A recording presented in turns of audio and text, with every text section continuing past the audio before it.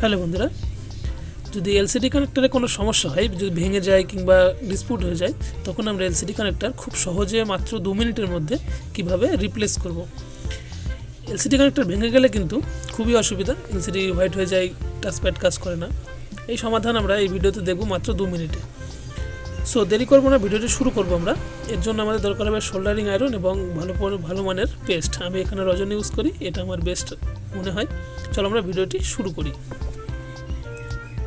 সর্বপ্রথম আমাদের soldering iron নিতে হবে। সোল্ডারিং আয়রন নিয়ে পর্যাপ্ত হিট দরকার।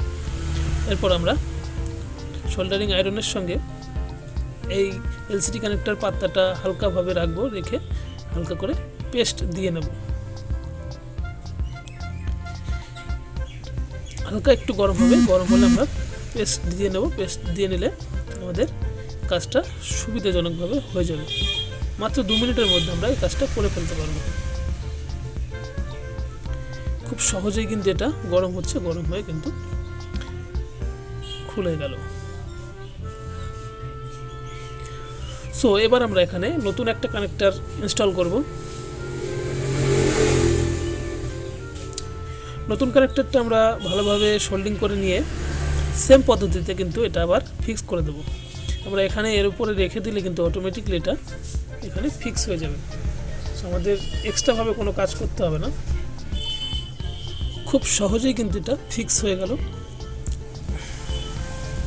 এইভাবে আমরা খুব সহজে খুব কম সময়ের মধ্যে এলসিডি কানেক্টর রিপ্লেস করে নিতে পারি। সো এবার আমরা একটু পরিষ্কার করে নেব। পরিষ্কার করে নিয়ে দেখবো যে আমাদের কানেক্টরটা সঠিকভাবে ইনস্টল হয়েছে কিনা। সঠিক নির্বাচনে কাজ করতে গেলে সঠিকভাবে পদ্ধতিগুলো জানা দরকার। এর জন্য অবশ্যই চ্যানেলটি ফলো করবে এবং ভিডিওটি ভালো লাগলে একটি মাত্র শেয়ার, লাইক, কমেন্ট অবশ্যই করে দেবে। এই সঙ্গে সঙ্গে ভিডিওটা এই পর্যন্তই। দেখা হচ্ছে পরবর্তী ভিডিওতে। সকলে ভালো থাকবে।